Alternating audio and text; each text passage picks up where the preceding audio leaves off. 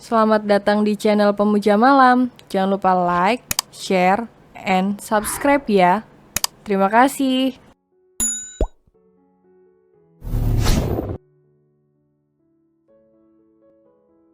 Chapter 13, Antara Harta dan Darah. James meluapkan segala emosi yang selama ini terpendam di dalam dada. Ya, Ben adalah ayah kandung Anna. Situasi di ruangan itu semakin kelam dan menegangkan. Waktu seolah berhenti sejenak. Kata-kata James begitu menohok hati Ben. Ia memegang dadanya yang tiba-tiba terasa sesak. Air matanya meluncur dan membasahi pipinya saat mendengar kenyataan ini. Jessie telah tiada. Benicio del Toro adalah salah satu pengusaha sukses dari Barcelona. Sebagai pengusaha yang sukses dan mempunyai paras tampan yang tentunya digandrungi banyak wanita. Tapi sayangnya ia mempunyai sifat bajingan yang suka mempermainkan wanita. Hingga suatu ketika ia bertemu dengan seorang gadis cantik bernama Jessie Dorgan. Jessie adalah gadis cantik, lembut, dan sangat tergila-gila kepada Ben. Sikap lembut gadis tersebut membuat seorang Ben terpana dan jatuh cinta. Ben menikahi Jessie setelah 2 bulan berpacaran. Tapi, setelah malam pertama, ada suatu masalah yang membuatnya harus pergi meninggalkan Jessie. Sampai saat ini, Ben masih mengingat malam pertamanya bersama Jessie. Apalagi dirinya adalah pria pertama untuk gadis berparas cantik dan lembut itu. Kini, penyesalan menggulung hatinya karena dulu pergi begitu saja meninggalkan Jessie tanpa mengatakan apapun. Lalu setelah 1 tahun berlalu, ia mendapatkan informasi jika Jessie mengandung anaknya. Seketika itu, Ben merasa senang sekaligus bersalah kemudian mencari keberadaan Jessie di kediaman wanita itu. Tapi sayangnya rumah wanita itu sudah tak berpenghuni. Pencariannya tidak berhenti begitu saja. Ia tidak menyerah dan terus mencari keberadaan Jessie selama 25 tahun lamanya. Dan pada akhirnya ia bertemu dengan Anna yang mempunyai paras cantik seperti Jessie. Ia mengikuti gadis tersebut seharian, dan barulah menemukan fakta bahwa Anna adalah anaknya bersama Jessie. Ben rasanya kembali ditarik ke masa sekarang setelah mengingat masa lalunya bersama Jessie. Air matanya menetes membasahi pipi, mengetahui fakta bila Jessie telah tiada karena bunuh diri akibat depresi. Sekarang kau sudah mengetahui semua tentang ibuku, jadi aku harap kau segera pergi dari sini. Usir Anna dengan nada dingin kepada pria berusia 45 tahun itu. Tidak, Ann, aku tidak akan pergi dari sini. Ben bersikukuh tidak akan pergi dari sana. Ia tidak ingin mengulangi kesalahan yang sama. Ia sudah kehilangan Jessie, dan sekarang ia tidak ingin kehilangan putrinya. Daddy, usir pria ini. Anna berseru kepada James. James menatap Ben dengan pandangan tajam. Kau dengar sendiri kalau Anna tidak ingin melihatmu, jadi segera pergi dari sini sebelum aku menyeretmu dengan tanganku sendiri. Ancam James tidak main-main. Ben menatap James dan Anna secara bergantian. Dengan terpaksa ia keluar dari rumah itu karena ia tidak ingin putrinya semakin membencinya. Tapi ia tidak akan menyerah mendekati Anna agar mau menerima kehadirannya. Setelah Ben menghilang setelah melewati pintu rumah, James dan Anna dengan kompak menghempaskan diri di sofa. Keduanya terdiam dengan pandangan menerawang. Keheningan menyergap hati mereka ditambah lagi kenangan masa lalu kembali menari-nari di benak mereka. Membuat ayah dan anak itu kembali berduka dan merasa lara yang menusuk jiwa. Hani duduk di samping suaminya sembari memeluk lengan kekarmia. Ia seolah merasakan duka dan lara yang dirasakan suami dan anak sambungnya itu. James menggenggam erat tangan istrinya. Sayang, istirahat di kamar, ucap James lembut. Tanpa membantah, Hani langsung beranjak berdiri menuju kamar. Bagaimana perasaanmu setelah bertemu dengan ayah kandungmu, Anne? Tanya James kepada putrinya yang duduk berseberangan dengannya. Ayah kandungku adalah Daddy, bukan yang lain. Sahut Anna tegas, tapi terdengar dingin. James beranjak mendekati Anna kemudian memeluk putrinya itu. Daddy sangat menyayangimu, Anne. James mengecup kening Anna dengan penuh kasih sayang. Aku menyayangi Daddy lebih dari apapun. Jawab Anna membalas pelukan ayahnya lalu menumpahkan tangisnya.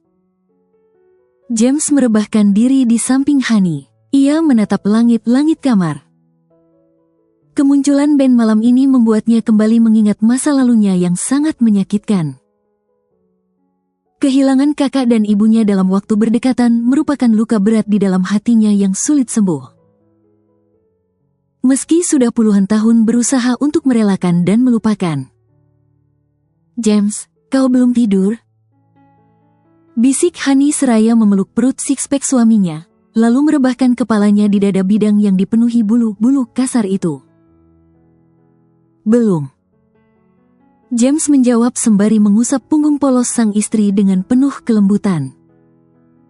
Mengerti perasaan suaminya, Honey mengetuk dada bidang itu, lalu mengecupnya dengan penuh perasaan. Di sini pasti sakit sekali, kan? Tanya Honey pelan. James mengangguk tanpa suara. Honey menarik nafas panjang, dadanya ikut sakit melihat anggukan kepala James. Kau tidak ingin berbagi rasa sakit itu kepadaku, James? Tanya Honey, suara bergetar menahan kesedihannya saat melihat ada lelehan air mata keluar dari kedua sudut mata James. Biar aku saja yang merasakan rasa sakit dan kesedihan ini, Honey. Aku tidak ingin melibatkanmu dalam masalahku. Kata James dengan nada serak, menatap istrinya dengan sendu. Kau lupa dengan janji suci kita? Honey kembali mengingatkan janji suci pernikahan mereka yang terikat 1 minggu yang lalu. Kita sudah berjanji sehidup semati, dalam suka maupun duka, dalam sehat atau tidak. Sambung Honey mengusap air mata yang meleleh di setiap sudut mata James. James mengangguk. Maaf, aku terlalu cengeng. Tidak, kau tidak cengeng. Menangislah bila itu diperlukan. Honey tersenyum lalu mengecup bibir suaminya dengan mesra. Aku mencintaimu, Honey, sangat mencintaimu, tetap berada di sisiku apapun yang terjadi. Bisik James selalu memeluk istrinya dengan erat seolah-olah takut kehilangan Honey. Honey mengangguk dalam pelukan suaminya. Sekarang ceritakan kepadaku tentang masa lalumu. Berbagilah rasa sakitmu kepadaku, siapa tahu semua beban di dalam hatimu berkurang. Ungkap Honey. James mengecup kening istrinya, kemudian mulai menceritakan kisah masa lalunya sebelum kakaknya meninggal bunuh diri. Disusul ibunya meninggal karena serangan jantung dan pada akhirnya membawa pergi Anna dan merawatnya sampai saat ini. Perjuangannya James dalam merawat Anna seorang diri sangat sulit. Apalagi kala itu ia masih sangat muda berusia 15 tahun. Lalu kenapa kau pergi James? Kenapa kau memilih mengasingkan diri di kota terpencil ini? Tanya Honey setelah James selesai bercerita. Ia sangat penasaran dengan sosok suaminya ini yang menyimpan banyak misteri. Honey, sebenarnya aku... Ucapan Anna terjeda ketika mendengar suara teriakan Anna. Daddy. James dan Honey sontak langsung loncat dari tempat tidur, keluar dari kamar dengan tergesa. Anna, ada Ark. Teriak Honey ketakutan saat melihat seorang pria bersimbah darah di atas lantai.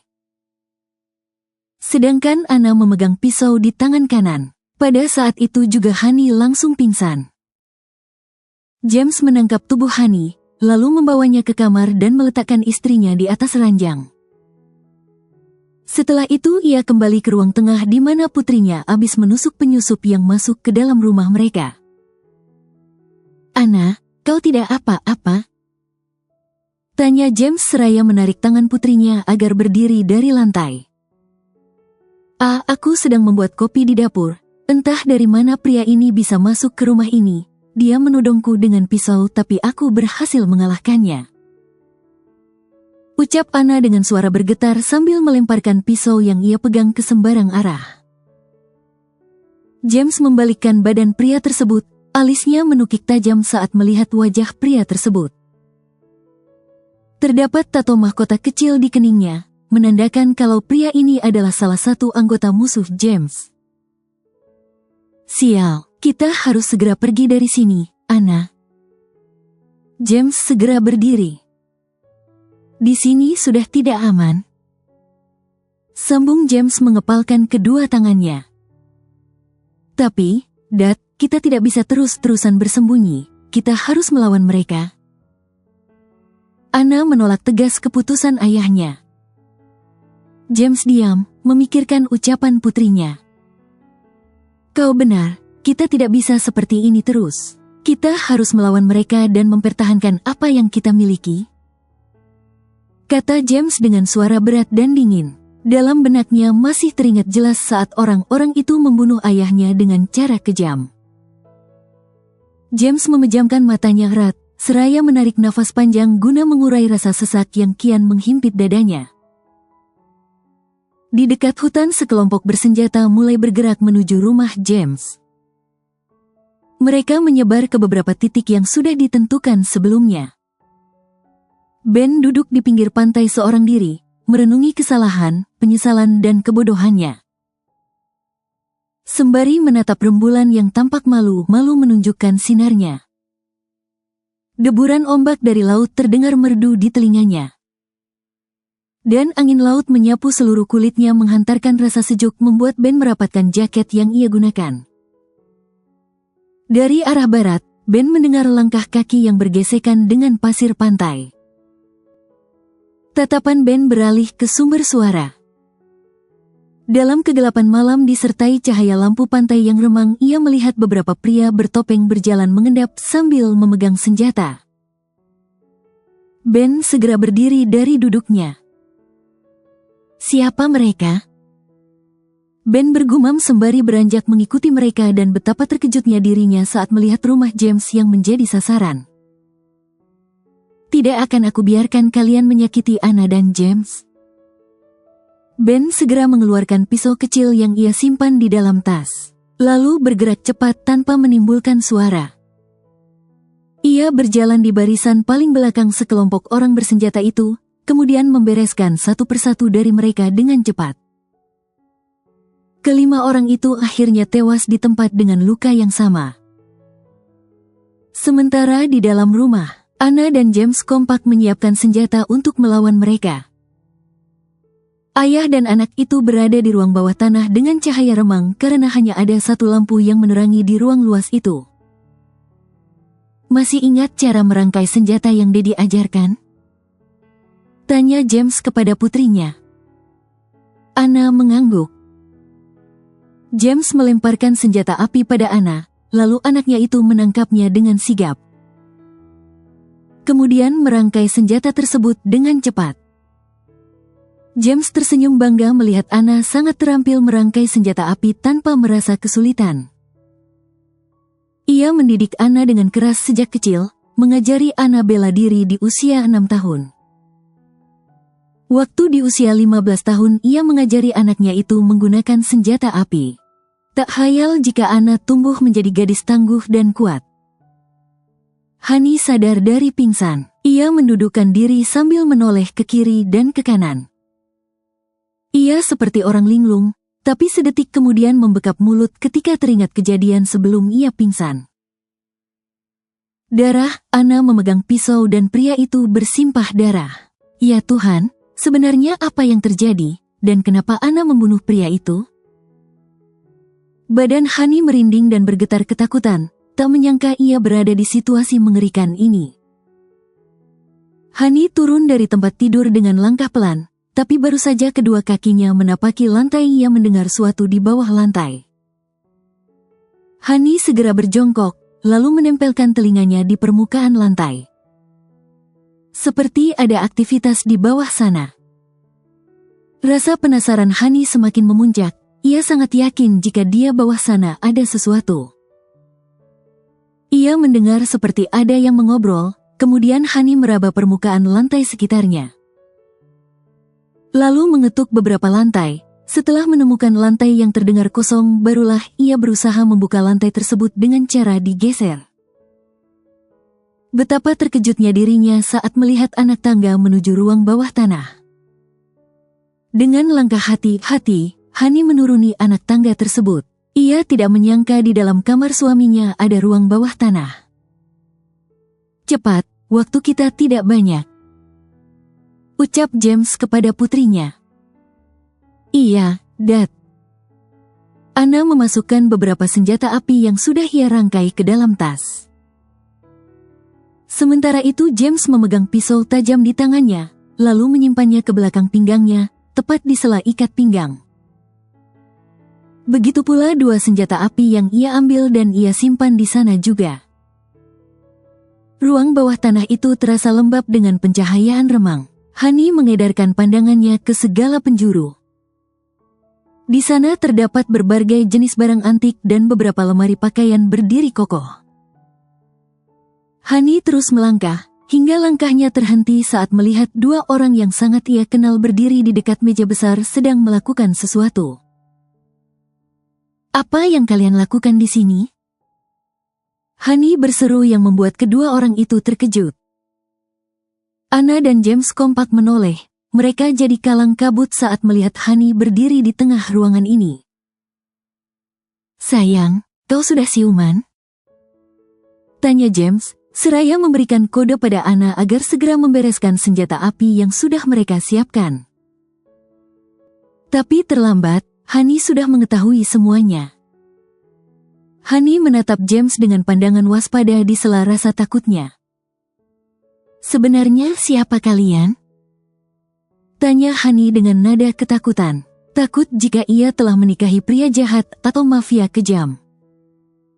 Otaknya tidak bisa berpikir sehat, berbagai pikiran buruk tentang suami dan anak sambungnya menari-nari di kepalanya.